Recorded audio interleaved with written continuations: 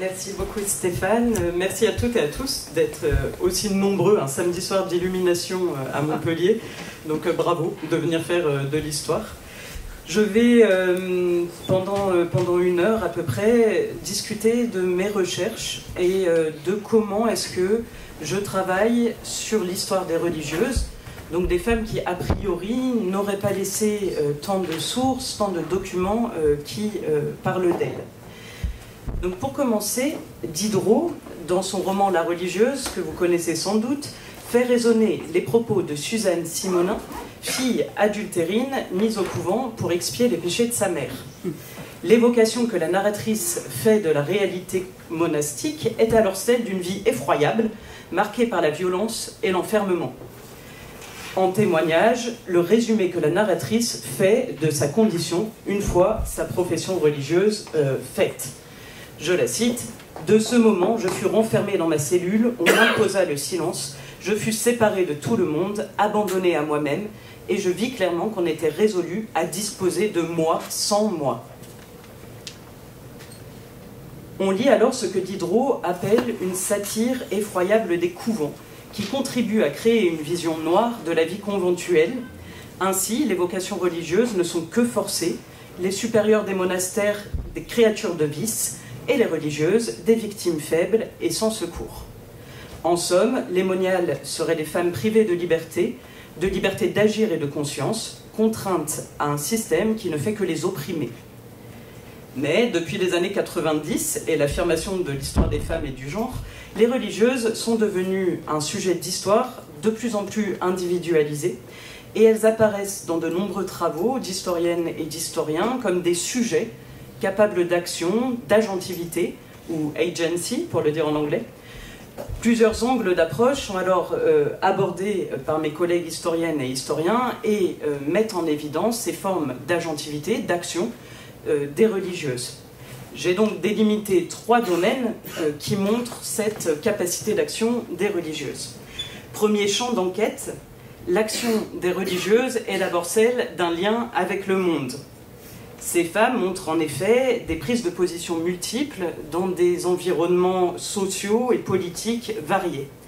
Par exemple, l'historienne John McNamara, son premier nom tout en haut, montre qu'au moment de la réforme protestante, dans les années 1530, quand le roi d'Angleterre Henri VIII veut dissoudre les monastères, certaines communautés révèlent des capacités de résistance, sollicitent des leviers externes, envoient des lettres et des missives pour retarder la fermeture de leur maison. Proche de certains réseaux du pouvoir, elle anticipe et participe au débat qui anime l'Angleterre du moment de la réforme. Une autre historienne, Gabriella Zari, c'est le deuxième nom ici, prouve que les murs des couvents sont poreux. Donc que les religieuses de l'époque moderne sont capables de recevoir des lettres et des nouvelles du monde et d'argumenter et de discuter l'actualité au sein de leur monastère.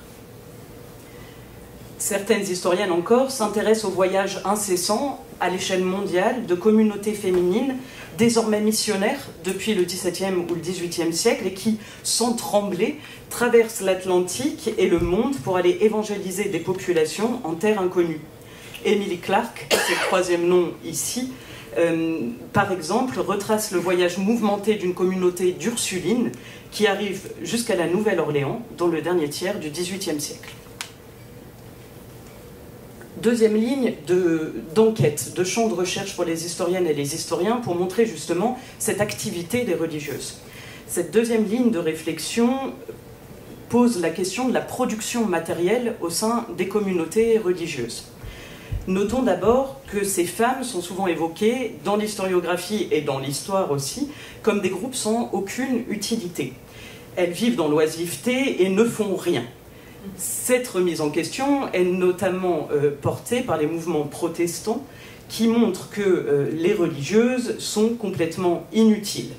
Déjà en 1561, Calvin, pour ne citer que lui, met en évidence dans son institution de la religion chrétienne que les religieuses, je le cite, veulent réjouir Dieu de chansons ou de barbotements non entendus, vivant le reste du temps en oisiveté. Donc on a bien ici une critique de l'inutilité des cloîtres qui est mise en évidence dès le XVIe siècle. Mais de plus en plus de recherches signalent l'inscription des religieuses dans des réseaux économiques et intellectuels complexes dans lesquels elles sont des actrices, notamment dans la production matérielle d'objets. Elles produisent de nombreux objets, notamment textiles, parfois même des biens de luxe comme la dentelle. Et je voulais juste vous montrer ce type de production que des couvents, notamment italiens, sont capables de mettre en œuvre au XVIe siècle. On a des petits cols en dentelle et des petites manches en dentelle absolument délicates et adorables, et qui sont notamment achetés à prix fort par les femmes de la noblesse ou de la haute bourgeoisie.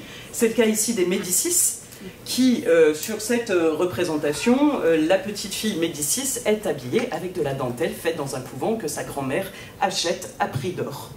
Donc on a une production matérielle qui signale une vie conventuelle qui n'est pas simplement dédiée à la prière, à la flagellation et à la méditation, mais bien à une insertion dans des réseaux économiques. Toujours dans cette gamme de production matérielle, et pour faire un petit peu d'historiographie extrêmement actuelle, une historienne, Elisabeth Lucet, a commencé à travailler sur des boîtes de religieuses. Les boîtes de nonnes, ce sont ces toutes petites maquettes dont vous avez une représentation ici, qui sont faites par les religieuses, qui se représentent en tant qu'individus au sein de leur cellule et qui mettent sur les murs les tableaux et les prières qu'elles préfèrent, les saints qu'elles préfèrent, et qui se représentent elles-mêmes généralement dans des situations de prière. Ce type de production matérielle, cette miniaturisation de sa vie par une religieuse, suscite beaucoup de questions. Déjà, pourquoi est-ce qu'elle produit ces objets? Ensuite, comment est-ce qu'elle les font? Comment sont-ils fabriqués?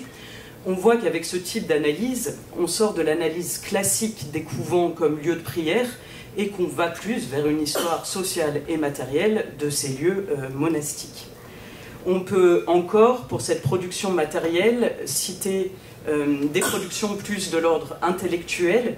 C'est les recherches de Nicolas Guyard et de Caroline Galland qui mettent au cœur de leur interrogation comment des religieuses peuvent devenir historiennes de leur propre ordre, de leur propre couvent, et créer des manuscrits d'histoire dans lesquels elles reviennent sur l'histoire de leur maison.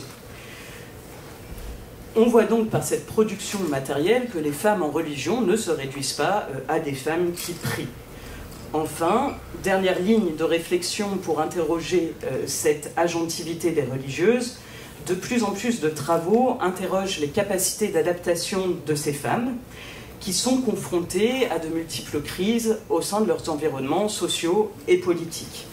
Par exemple, on voit des communautés qui luttent contre un évêque trop réformateur pour elles. On voit des communautés qui s'adaptent à un contexte de guerre ou d'affrontement religieux.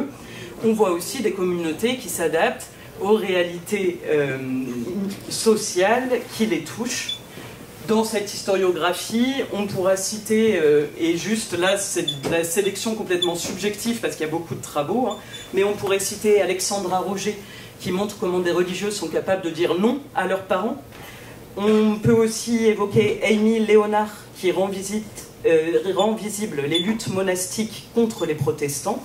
Ou enfin, on peut citer les chercheuses de l'université d'Aix-Marseille, Laurence Luxterit et Claire Schiano, qui révèlent les stratégies mises en place par les religieuses anglaises condamnées à l'exil, qui doivent traverser la Manche et s'installer dans le nord de l'Europe et jusqu'au Portugal. On voit avec ces religieuses anglaises, donc qui sont expulsées d'Angleterre, contraintes à l'exil, une sorte de mise en récit héroïque de cette traversée de l'Europe et de cette traversée de la Manche. Vous avez ici un des manuscrits faits par les religieuses qui relatent cette aventure, des religieuses de Sion, du coup, d'une communauté en particulier, et qui est une histoire particulièrement belle et très bien enluminée. Vous avez plusieurs enluminures de cet acabit-là qui montrent à quel point c'est une épreuve et qu'elles réussissent cette épreuve, évidemment, comme Joseph, Marie et l'enfant Jésus avaient réussi l'épreuve d'aller se faire recenser. Donc vous avez exactement cette vision héroïque et de sanctification presque de leur traversée. De ce premier panorama de l'historiographie, on peut donc formuler un premier constat. À l'époque moderne, les ordres religieux ne sont pas des environnements immobiles, ne sont pas des environnements fixes, et les religieuses ne sont pas des femmes réduites à l'enfermement. En m'inscrivant dans ces interrogations, mes terrains de recherche interrogent alors la possibilité pour des femmes cloîtrées de faire des choix ou autrement de s'affirmer comme des individus à l'époque moderne.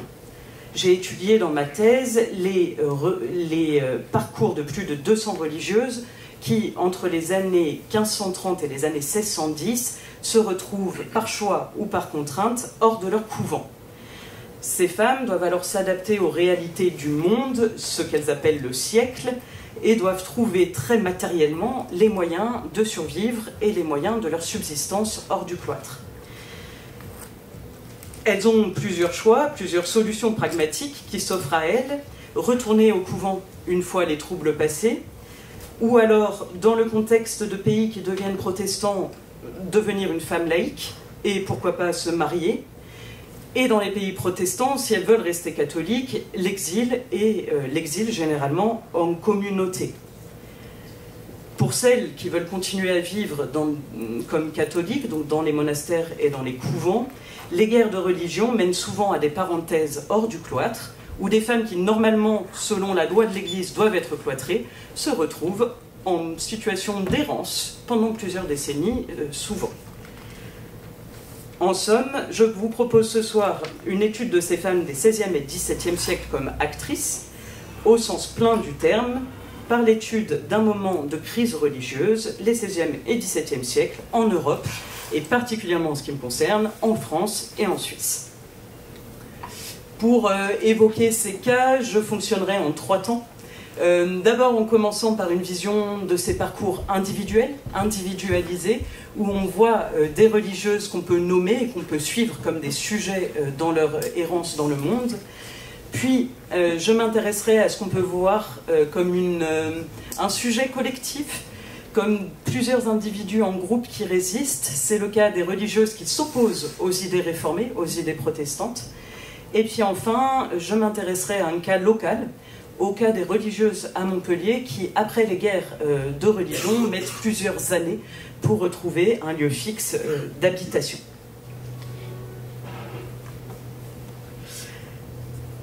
Pour commencer, le moment de la vie de religieuse qui a laissé le plus de traces d'une décision forte prise par des femmes est, un peu paradoxalement, le moment où elles décident de ne plus être religieuses. Plusieurs femmes font le choix de sortir du couvent au XVIe siècle. En effet, l'émergence des idées protestantes produit un contexte dans lequel des religieuses remettent en question leur propre vocation en cédant des nouvelles idées. Calvin, on l'a vu, s'oppose à la vie monastique, considérée comme inutile et même comme contraire à la parole de Dieu. Le choix le plus judicieux, selon les réformés, est donc de quitter les cloîtres et pour les femmes de se marier, qui est le seul état pour les femmes voulu par Dieu. Certaines femmes suivent alors ces nouvelles idées. Parmi elles, et parmi la centaine de religieuses françaises qui sortent des cloîtres que j'ai retrouvées au XVIe siècle, Charlotte de Bourbon propose le parcours le plus marquant.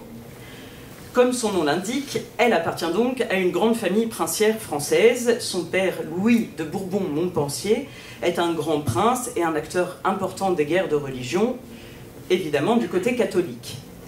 Elle entre en 1559 à l'abbaye de Jouarre comme religieuse, visiblement contre son gré, puisque dès son entrée dans le monastère, elle fait une protestation publique de son entrée comme religieuse. En 1572, elle prend la fuite, elle se réfugie en Allemagne et elle épouse un prince protestant, Guillaume d'Orange, dit le Taciturne.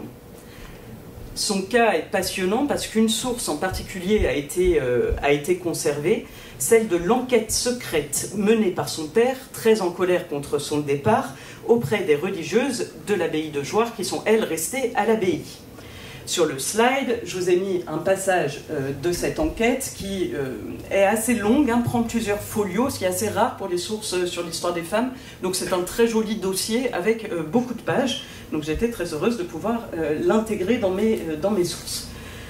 On voit ici que les religieuses essayent d'expliquer à Louis de Montpensier pourquoi l'abbesse Charlotte de Bourbon est partie.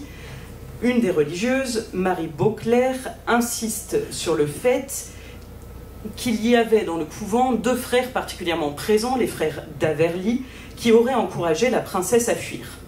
Or, ces deux frères sont réformés, sont protestants, comme on l'apprend dans les témoignages.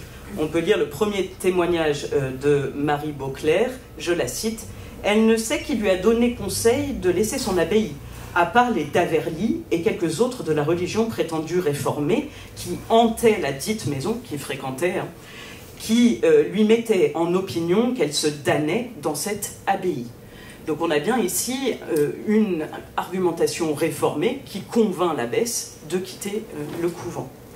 Le témoignage d'une autre religieuse, Catherine Pertuis, va dans le même sens. Elle affirme que Charlotte de Bourbon s'en est allée hors du royaume de France avec, je la cite, François et Georges d'Averly, qui étaient ordinairement avec cette dame, auquel elle montrait une grande faveur. Puis, elle dit avoir reçu des nouvelles qui dirent que cette femme était partie en Allemagne. Donc même après le départ de l'abbesse, les religieuses sont maintenues au courant de ce que fait leur abbesse en fuite. Une autre religieuse, Catherine de Richemont, c'est l'extrait qu'il y a ici, vénérable religieuse Catherine de Richemont, de 64 ans, accuse également les deux réformés d'avoir convaincu la future princesse de partir. De ces témoignages, on peut tirer quelques remarques. Déjà, Charlotte de Bourbon a longuement mûri sa décision. Opposée à la vie conventuelle depuis son plus jeune âge, elle entre au couvent quand elle a 13 ans, elle semble avoir cherché les moyens de quitter le cloître.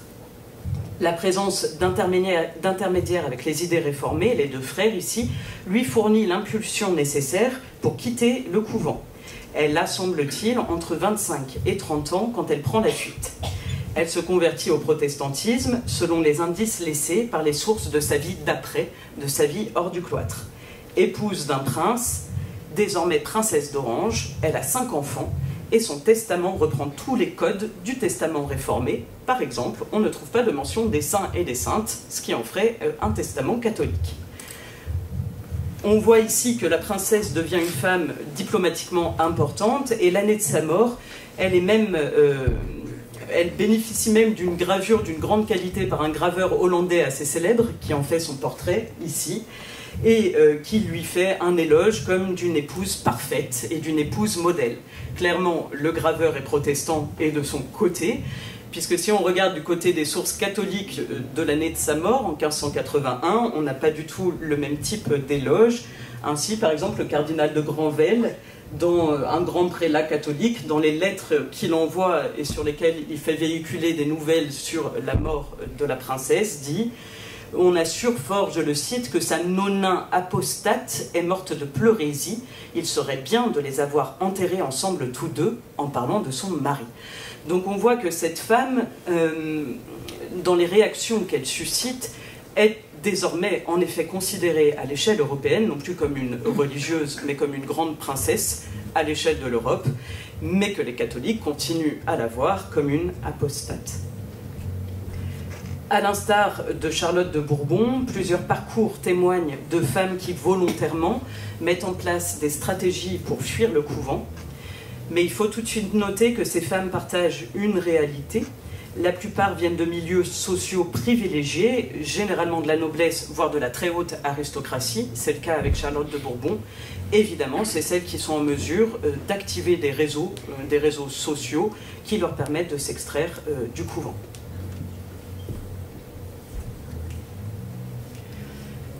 Dans la plupart des cas, donc, cependant, la fuite illégale n'est pas nécessairement la meilleure idée. Il s'agit alors plutôt de respecter les normes d'une sortie légale des couvents. En effet, afin de pouvoir se marier et d'être légitime dans le monde, et notamment de pouvoir retoucher les héritages auxquels on a renoncé en rentrant au couvent, il vaut mieux se faire séculariser légalement. Pour ce faire, les procédures prennent la forme d'une demande au pape d'un document qui s'appelle la dispense de vœux. Plusieurs raisons peuvent être mises en avant par les religieuses pour sortir et pour demander cette dispense de vœux. Le principal argument sollicité, c'est celui d'une vocation forcée. On les aurait mises de force au couvent. C'est un argument qui est canoniquement valable, puisqu'une vocation doit être absolument libre selon l'Église. Ceux qui forceraient une religieuse à rentrer sont punis de manière particulièrement grave puisqu'ils peuvent encourir une excommunication. Donc, les religieuses demandent des dispenses au pape. Dans les archives départementales de l'Hérault, j'ai retrouvé Catherine de la Tourette, religieuse augustine qui présente une sortie dans les règles de l'art. Elle suit les obligations hiérarchiques, elle attend l'entérinement de sa dispense par l'évêque et elle attend la présence d'un notaire pour officialiser son départ. En termes de procédure, elle écrit d'abord à l'officialité de Montpellier, c'est-à-dire le tribunal ecclésiastique local, qui transmet ensuite sa demande au pape à Rome. Les femmes, en effet, passent souvent par l'intermédiaire local, par l'intermédiaire de l'évêque, qui fait ensuite remonter leur demande à Rome. La raison pour laquelle on passe par un intermédiaire quand on est une femme qui veut sortir des ordres, c'est que cette demande de dispense de vœux rend obligatoire la présence d'un notaire. Or, les hommes n'ont pas le droit de rentrer dans les couvents. Donc, on est obligé de solliciter l'évêque qui, lui, sollicitera un notaire pour pouvoir faire une demande en bonne et due forme. Par ailleurs, ces demandes sont écrites en latin et très souvent, les religieuses ne sont pas latinistes. Donc, pareil, l'intermédiaire de l'évêque explique une prise en charge finalement obligatoire de ces demandes par l'échelon local. La lettre, une fois qu'elle est validée par l'évêque, est envoyée au pape. Ici, le document que je vous ai mis sur le diapo, c'est la réponse du pape qu'on trouve aux archives ici, la réponse du pape qui valide la demande de dispense de cette femme pour vocation forcée. Le pape valide la dispense, mais pour que concrètement la femme puisse sortir, c'est l'évêque qui doit concrètement autoriser la sortie de la religieuse. Donc on passe encore à une nouvelle étape auprès de l'évêque. Aux archives, on retrouve donc cette bulle en latin qui vient de Rome et le procès-verbal de la sortie de l'ex-religieuse. Dans ce procès-verbal, il y a un texte qui reprend la généalogie de sa sortie. Catherine de la Tourette raconte qu'elle s'est toujours plainte de sa profession, qui a été faite par force 6 ou 7 ans auparavant, qu'elle a attendu la mort de son père pour demander de sortir et qu'elle a ensuite demandé au pape une dispense. La dispense est reçue en 1547. Quelques mois plus tard, en 1548, la religieuse a le droit de sortir. Donc on voit qu'il y a presque une année qui s'écoule entre le moment où la dispense est reçue et le moment où la religieuse a le droit de sortir. Dans ce document, une phrase en particulier était particulièrement passionnante pour moi, c'est ce que j'ai encadré en rouge ici. Ce que j'ai encadré en rouge, c'est une annotation marginale. Ça ne fait pas partie de l'acte initial, de l'acte administratif initial. Ça a été rajouté, à mon avis, par une des religieuses de la communauté. Et dans ce petit texte absolument illisible ici, vous avez en fait la seule source que j'ai trouvée qui explique comment est vécue une sortie du cloître par la communauté. Dans ce petit texte, dont la retranscription est assez bancale, je la cite, c'est ici, hein, suivant le contenu de notre Saint-Père le Pape, en ayant lu la sentence et usé selon bien et honnêteté et alésé, donc apaiser les doutes de ses procédures en la religion, elle s'en est allée avec ses parentes. Ce qu'on comprend dans ce minuscule paragraphe, c'est que la religieuse, pour sortir, est mise face à son choix, qu'on lui lit la sentence du pape, qu'on lui lit la bulle du pape et qu'on lui demande si elle a compris ce qu'elle faisait en termes de démarche. A priori, elle le comprend, mais elle ne sort pas seule du couvent, c'est une de ses parentes qui vient la chercher. On pourrait lire dans cette sortie du cloître une entrée inversée. En effet, la religieuse, tout comme au moment où elle rentre dans le cloître, doit passer par une série de démarches administratives pour pouvoir valider sa sortie. On voit donc que sortir légitimement des ordres monastiques est un processus long qui demande de savoir solliciter les bonnes personnes et pas n'importe qui. Ça demande de pouvoir solliciter l'évêque, ça demande de pouvoir solliciter un notaire et le pape.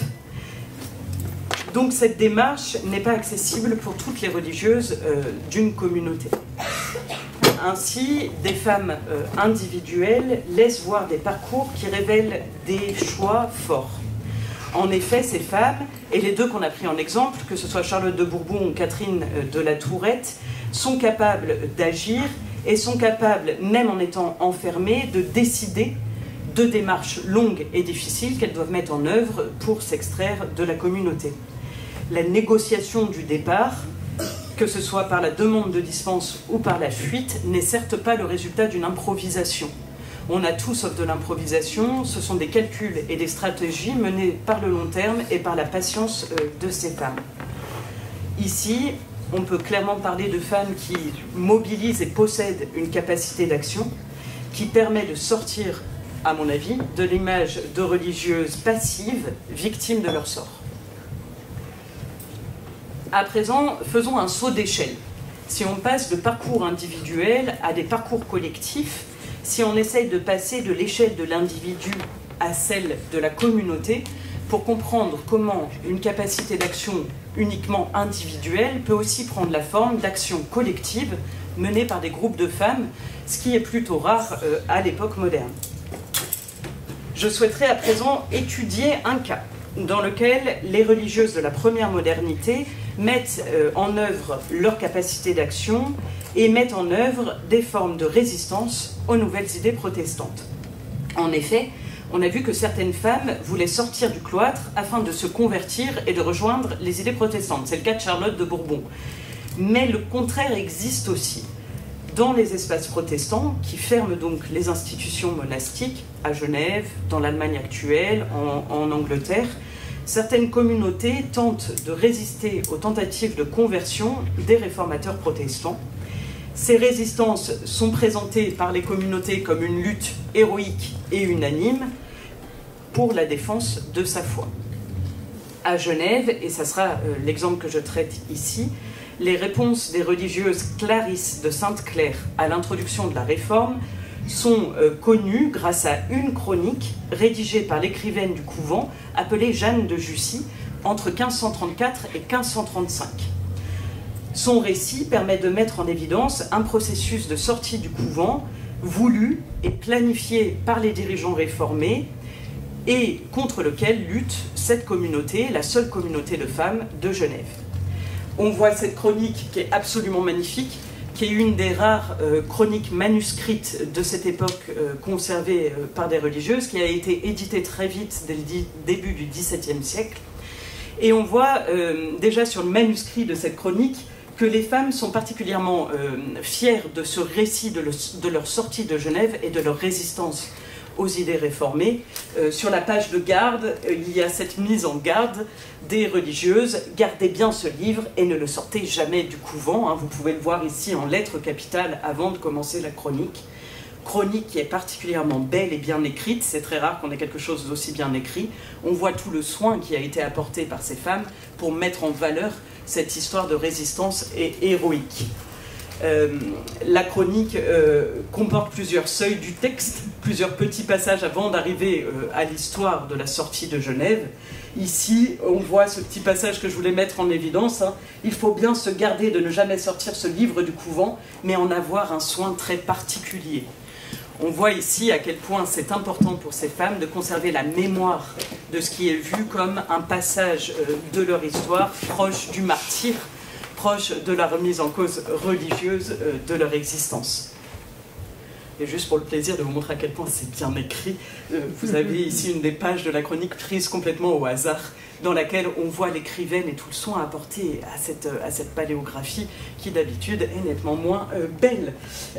Enfin, sur cette phrase, on voit, sur cette page-là, on voit intervenir directement Jeanne de Jussy, l'écrivaine, dans son texte. Elle dit que c'est une chronique par elle écrite. Ça fait vraiment résonner, et c'est rare, le sujet de la religieuse ici dans son texte.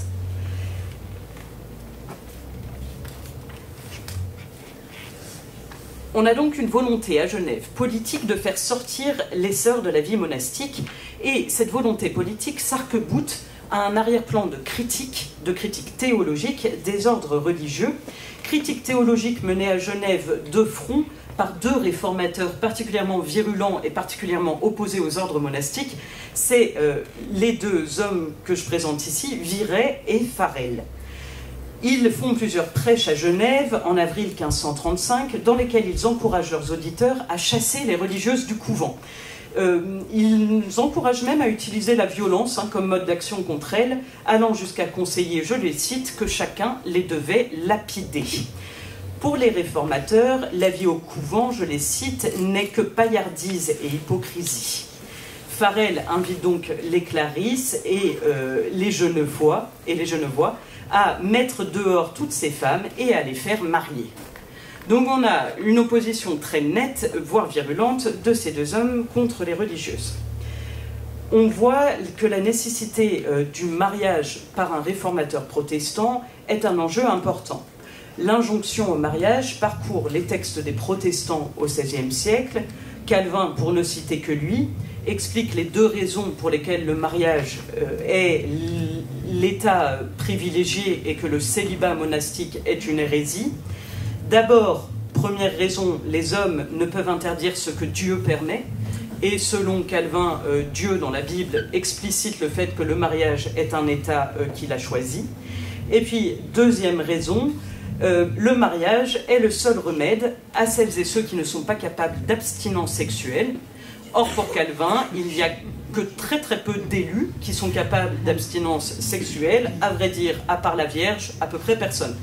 Donc, le mariage permet de lutter contre la débauche, et les religieuses, en vivant sans être mariées, encouragent, elles, des vies répréhensibles en termes sexuels, souvent. Le mariage des religieuses apparaît donc comme un enjeu de conversion crucial pour Calvin.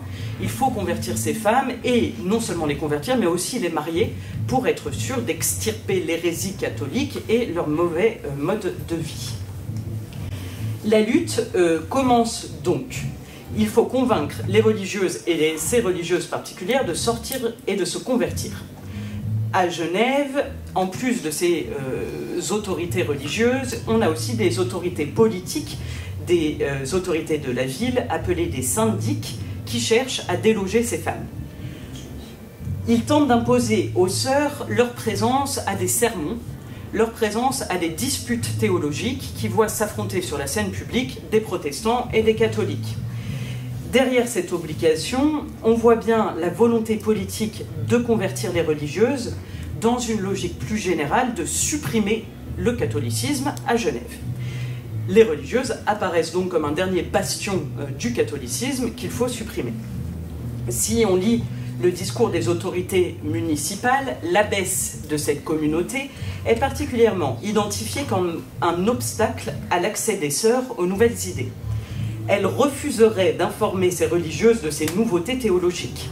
Ainsi, forcer la communauté à venir écouter des sermons permettrait d'émanciper celles qui resteraient au couvent par force et qui, selon les autorités, je les cite, se rendraient volontiers à l'évangile s'il leur était prêché.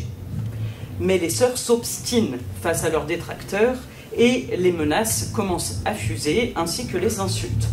L'un des représentants de l'autorité municipale explique alors ce qui devrait être fait. Je le cite, « Chacun d'entre nous devrait les prendre dans sa maison et tous les jours devrait les mener aux prêches car il faut leur faire changer leur vie mauvaise. » Cette idée des autorités municipales n'est pas réservée à Genève. En France, dans les espaces qui passent au protestantisme, à Agen par exemple, des religieuses sont aussi contraintes de vivre au sein des familles protestantes dans une sorte d'habituation à la nouvelle foi et au bon mode de vie.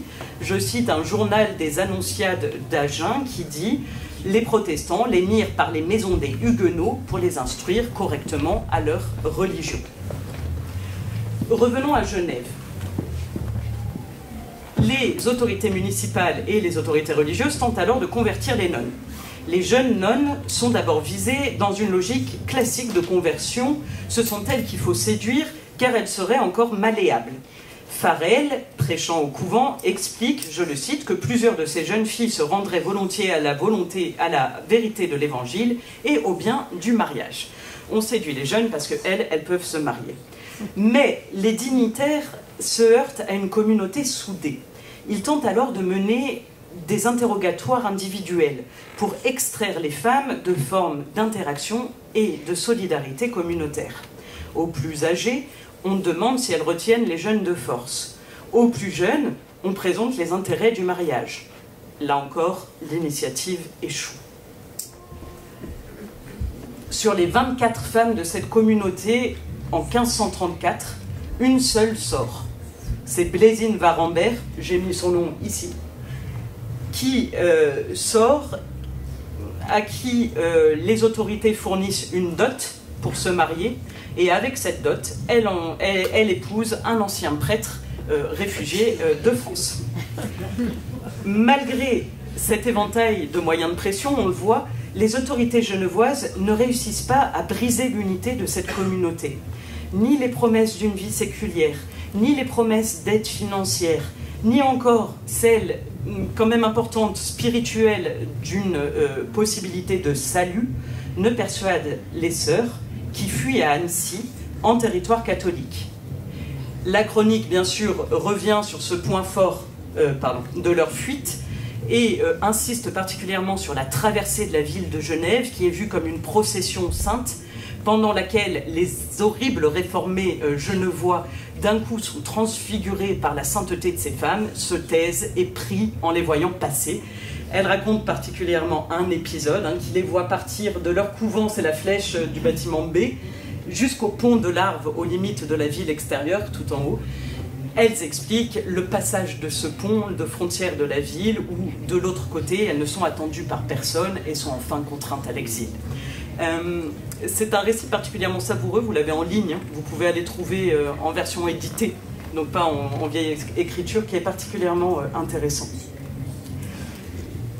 La question qu'on peut se poser là, c'est pourquoi les réformateurs ont échoué ?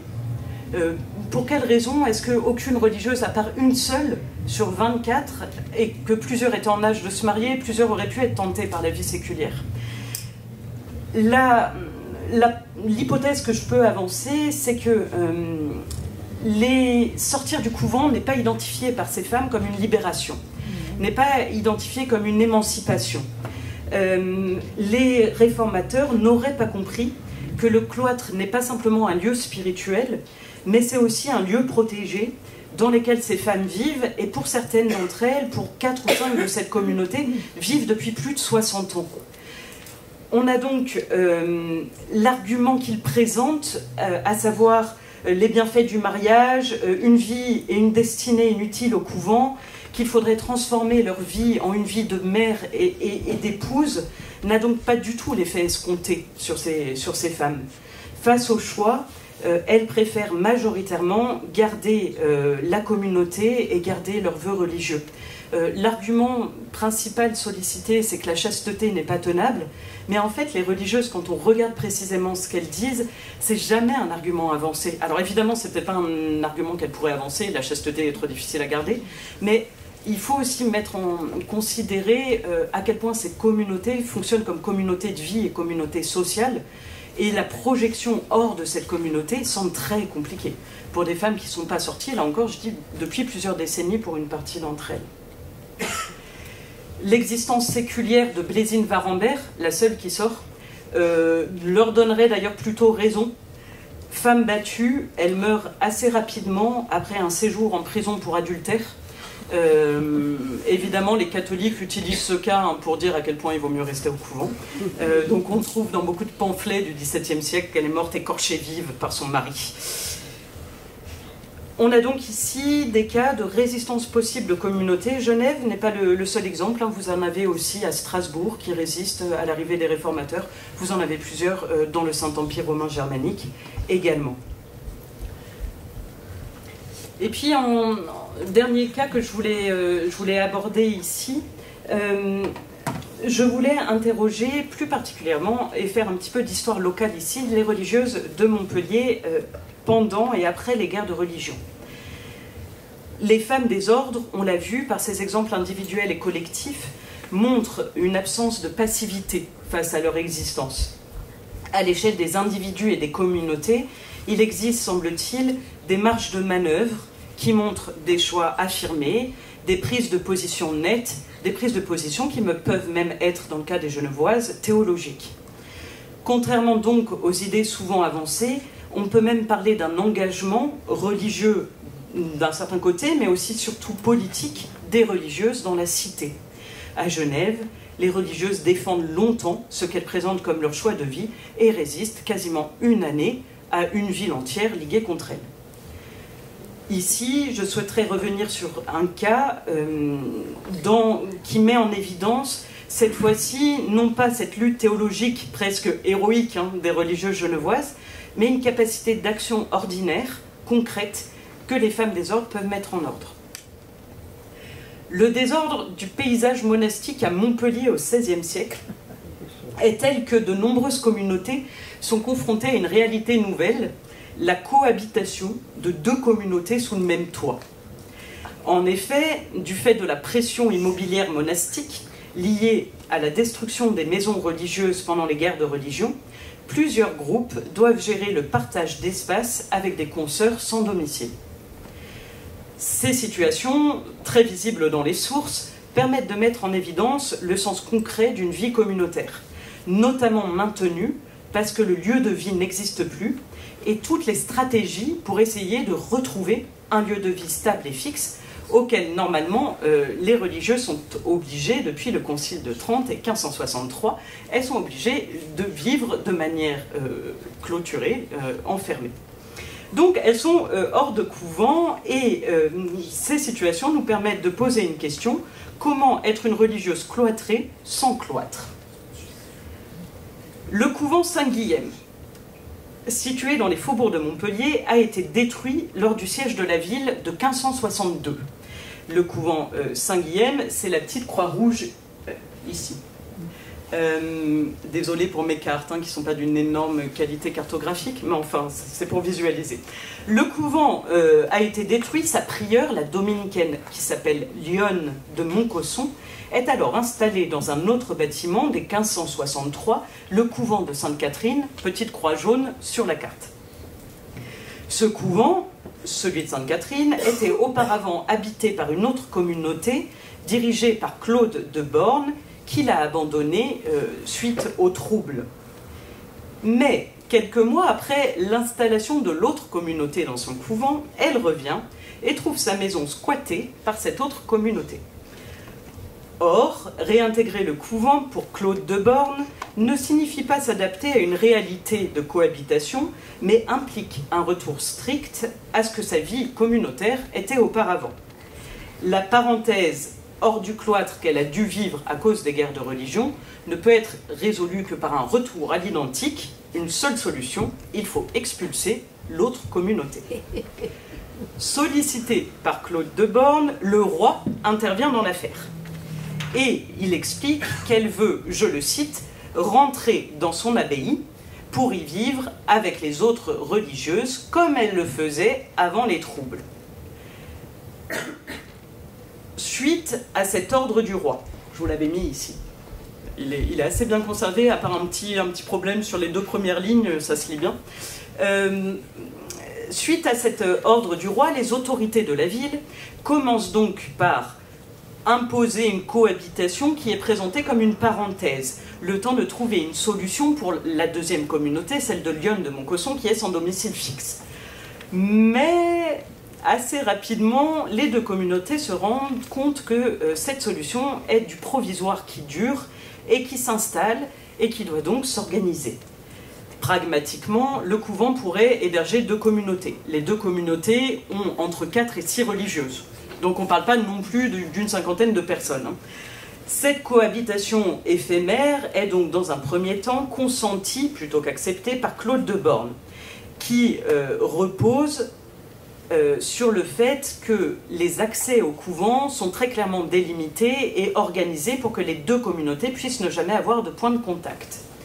Elle explique que tout un itinéraire d'entrée et de sortie doit être tracé pour maintenir les communautés dans deux espaces distincts.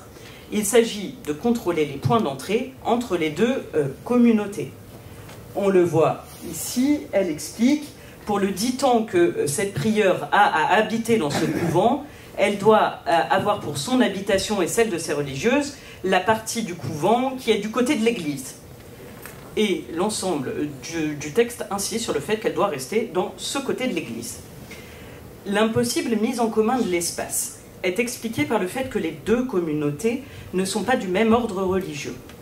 Mais cet argument religieux apparaît assez rapidement comme un masque pour dissimuler un argument d'ordre économique.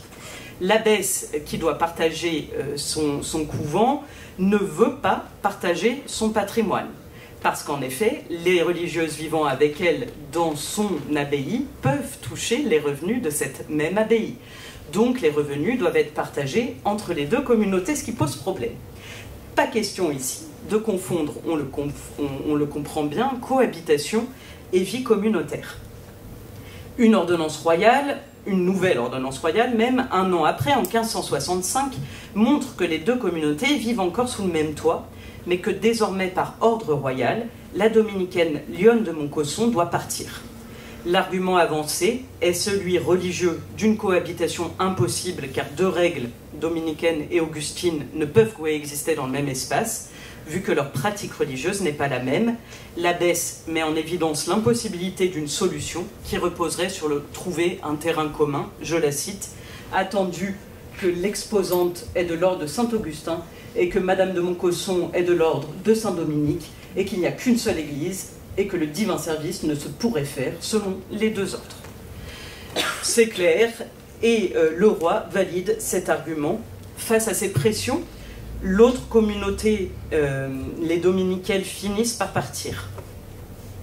Les bouleversements religieux ont donc des conséquences sur les vies cloîtrées féminines, et à Montpellier, ces conséquences durent jusqu'au premier tiers du XVIIe siècle. Alors qu'elles sont censées vivre dans leur cloître, les guerres les maintiennent dans des situations d'errance, de mouvements, de conflits, qui, heureusement pour nous, ont laissé des documents. Ces situations de crise révèlent aussi, donc, on le voit très bien ici avec cette sollicitation du roi par Claude de Born, des stratégies, des tactiques, la mobilisation de soutien extérieur. Claude de Born est capable de solliciter le roi pour une affaire micro-locale, pour une affaire d'une querelle entre deux couvents que 50 mètres séparent. Le roi prend parti dans cette querelle. Ces expériences pratiques de l'entrée et de la sortie du cloître sont assez récurrentes dans les vies des religieuses du tournant du XVIIe siècle. Confrontées au monde, leur vie religieuse n'est pas définie par un lieu cloîtré et unique du fait des circonstances. L'enjeu qui parcourt ces communautés est donc celui d'une quête de stabilisation, mais toutes ces opérations de stabilisation prennent du temps. On peut voir à Montpellier que certaines maisons mettent 50 ans pour retrouver un couvent fixe à partir du moment de la destruction de leur cloître dans les années 1560. Donc on a bien une vie hors du cloître, même après le Concile de Trente, même au moment de la Réforme catholique, qui existe de fait dans ces espaces ravagés par les guerres.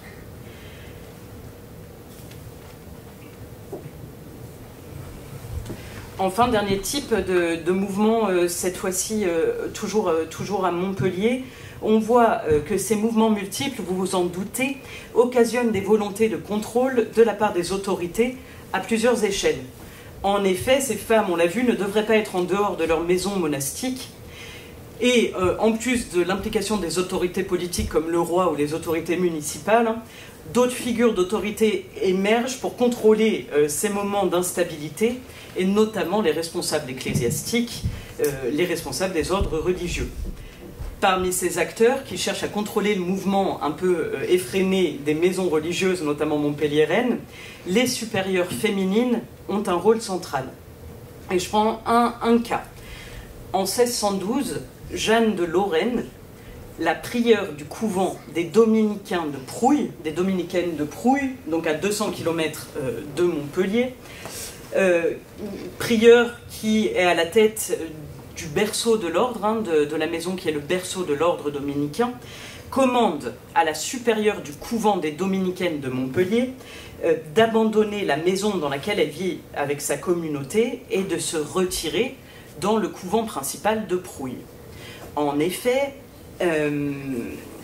les religieuses dominicaines montpelliéraines vivent depuis un petit moment dans une maison qui n'a rien d'un monastère, dans une maison privée qu'elles ont fait construire avec leurs propres fonds à la place de l'ancien emplacement du monastère qui a été détruit pendant les guerres. Or, cette nouvelle maison ne correspond en rien à ce qu'une règle monastique attend d'un monastère, à savoir déjà d'être fermé.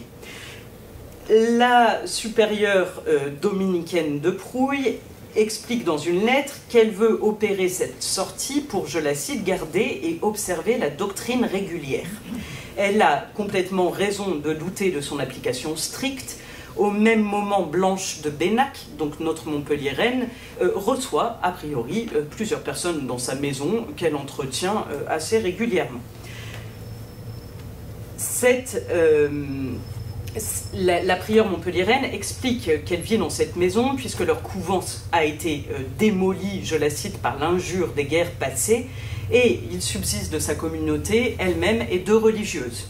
Donc on est ici dans le cas d'une micro-communauté qui vit en fait dans un appartement du centre de la ville. Cette situation d'entre-deux mondes, entre le couvent et la vie séculière, pose problème à la supérieure des dominicaines de Prouille. En effet, la communauté est jugée trop petite pour maintenir la rigueur d'une règle monastique. Pour pouvoir accomplir le service divin, il faut donc absolument que cette micro-communauté rejoigne la communauté principale de Prouille. La prieure ordonne alors, je la cite, qu'elle se rentre fidèlement dans notre grand couvent pour y demeurer en notre compagnie jusqu'à ce que lieu couvert et convenable pour leur clôture soit trouvé. Malgré ces lettres, Blanche de Bennac ne s'y rend jamais. L'exercice de l'autorité à un couvent à peu près 200 km de distance est ténu. L'amalgame des deux couvents poserait en effet beaucoup de problèmes à la Montpelliéraine, puisque alors qu'elle est supérieure de son couvent à Montpellier, elle ne serait plus supérieure de son couvent à Prouille. Le cas de Blanche de Bennac, qui résiste aux injonctions de Jeanne de Lorraine, n'est pas isolé. Dans plusieurs ordres du XVIe et du XVIIe siècle, on trouve des résistances de religieuses à leurs abbesses, à leurs chefs, au couvent mère de leur ordre. C'est le cas par exemple dans l'ordre de Fontevraud, au moment des guerres de religion. L'abbesse Louise de Bourbon, encore une Bourbon, requiert que les religieuses des prieurés qui ont été détruits reviennent à Fontevraud. Les prieurés de la Madeleine à Orléans refusent catégoriquement. Elles sont 4, elles ont le soutien des grandes familles de la ville, elles n'ont jamais à aller à Fontevraud. Les religieuses réussissent à tenir bon, et on le voit, c'est aussi par leur inscription locale dans des réseaux sociaux et intégrés aux villes. On voit donc qu'une communauté unie, petite, soutenue par un réseau local, a donc des capacités de résistance réelles et qui permettent aux religieuses d'exprimer une forme de marge de manœuvre et d'expression également de pouvoir politique. Pour conclure, nous avons vu que les religieuses des XVIe et XVIIe siècles agissent dans le monde bouleversé dans lequel elles évoluent. Loin d'être passives face aux enjeux religieux de ce moment d'affrontement confessionnel, elles prennent position et deviennent, ce faisant, des actrices politiques de leur siècle. À l'échelle individuelle, il faut néanmoins souligner que la capacité d'action des religieuses est souvent à tenir avec leur positionnement sur l'échelle sociale. Plus elles viennent de milieux nobles, plus elles sont en mesure d'agir et de choisir leurs existences. À l'échelle des communautés, les religieuses sont capables de présenter un front uni, révélant que la communauté comme groupe social peut aussi être une actrice réelle dans un dialogue avec les autorités séculières et religieuses. Mais notons ici que la réussite des luttes monastiques féminines est en demi-teinte. L'exil devient en effet obligatoire pour les religieuses de Genève, et certaines communautés montpelliéraines ne survivent pas à presque un siècle de reconfiguration religieuse. Claude de Born, qu'on évoquait tout à l'heure, qui réussit à récupérer son couvent en 1565, le perd à nouveau en 1567. Elle se réfugie à plusieurs dizaines de kilomètres de Montpellier, à l'Arboras. La femme qui lui succède voit la fin de cette communauté, désormais trop pauvre, incapable de trouver un endroit régulier où vivre. L'évêque de Montpellier décide de la rattacher en 1640 à une autre communauté, cette fois-ci une nouvelle communauté dynamique qui vient d'arriver en ville, les Visitandines. Et je vous remercie pour votre attention et on peut discuter.